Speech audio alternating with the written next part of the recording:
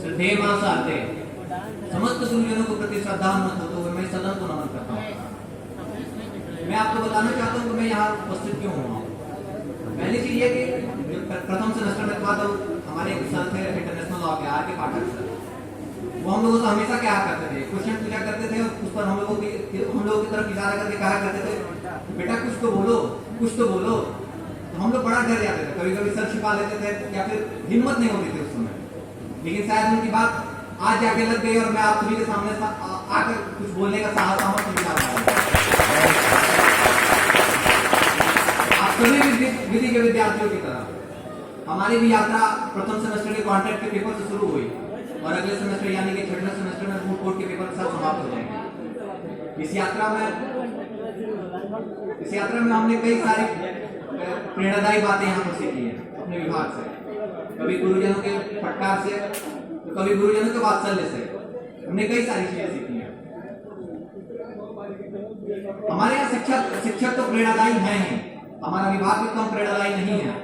हमारे विभाग को ऐसे संयोग कर रखा गया है कि वहां पर प्रवेश करते ही पहले हमारे मूल कर्तव्यों का बोर्ड लगा हुआ है जो हमें इस बात का शिक्षा देता है, इस बात का बोध कराता है कि हम छात्र होकर भी हमारा कुछ कर्तव्य है। यहाँ मैं मात्र अपने अंतर्मन की बात मात्र दो चीजों में समेट के वैसे समय की पाबंदी है, दो बिंदुओं पर बस दिखाना चाहता हूँ, आप सभी के समक्ष रखना चाहता हूँ। हमारे गुरुजनों ने हमें ज्ञान तथा भावना इन दोनों का संतुलन बनाए रखना सिखाया है।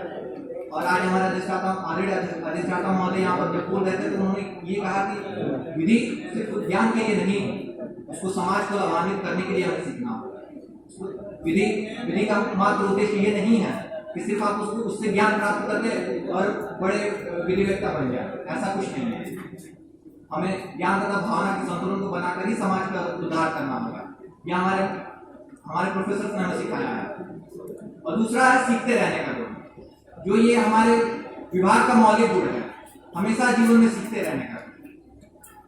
और मैं इसी के साथ अंत में मैं ज्यादा समय की पाबंदी है, मैं बस इतना बताना चाहता हूँ कि हमारे शिक्षकों ने, हमारे 3 ज्ञानदक्षियों ने हमारे कैसे विभाग को संभाला है। जब विभाग अपने उस दौर से गुजर रहा था जब यहाँ पर शिक्षकों की नियुक्ति की कमी से हमारा विभाग गुजरा था, तब कैसे हमारे विभाग हमको हमारे कक्षाओं को नियमित करता रहा और एक भी कक्षा को निलंबित नहीं होने दिया।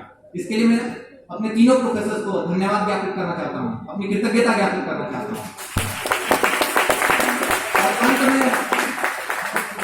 और अंत में बस इतना ही कहना चाहता हूँ और आप सभी के लिए और अपने सभी उपस्थित शिक्षकगणों के लिए एक कुछ समर्पित एक कविता बोलना चाहता हूँ। एक बार जीवन का रथ बढ़ा शुक्र के पथ पर, राजनीति में डोरे डाले फिर सेवा के व्रत पर। लक्ष्मण रेखा बड़ी छीड़ है, बड़ी क्रूर है काई, कदम कदम पर फिसलाएगी रेशम सी चिकनाई। काजल के पर्वत पर चढ़ना, चढ़कर पार उतरना, बहुत कठिन है निष्कलंक रह करके यह सब कुछ करना। पर जब जब आप सहारा देते, जब जब हमको अपना कहकर अपने गले लगाते, तब तब ऐसा लगता है यह जीवन जी लेंगे, नीलकंठ की तरह यहाँ का सारा विश्व पी लेंगे। बहुत बहुत धन्यवाद।